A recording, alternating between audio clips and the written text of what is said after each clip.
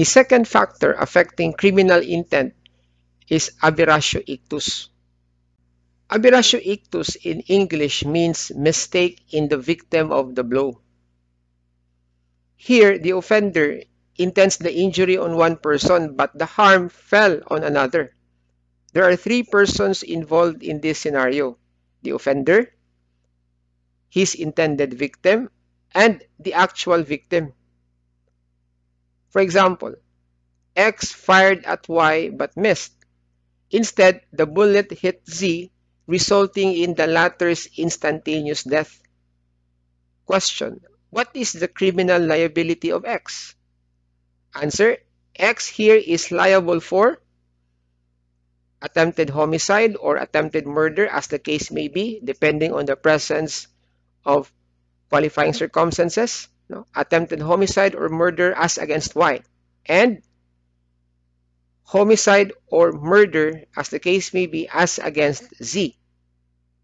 In the said example, the single act of X in firing his gun produced two felonies. One is less grave and the other is a grave felony. This is what we call a compound crime under Article 48 of the Revised Penal Code.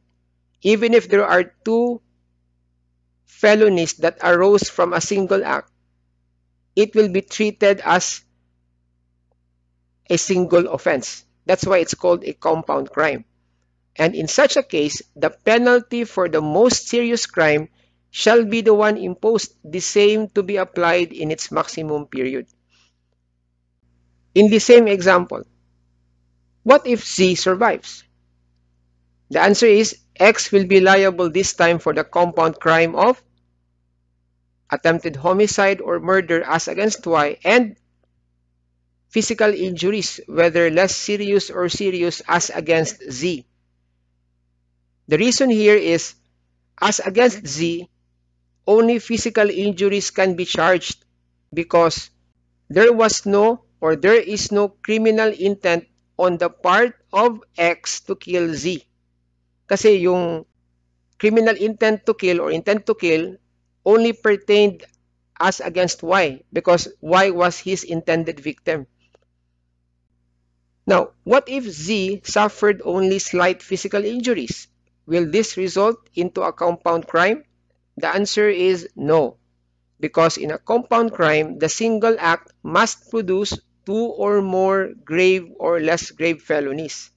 Since light physical injuries is considered only as a light felony, then it will be treated as a separate crime.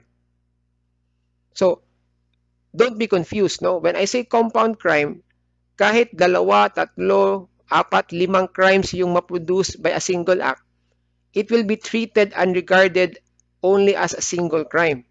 Kaya nga, isang penalty lang ang ini-impose. The penalty for the most serious crime to be imposed in the maximum period. But in this example, kung slight physical injuries lang yung na-sustain ni Z, two charges will be filed. The separate crime of attempted homicide or murder as against Y, and the separate crime of slight physical injuries as against Z.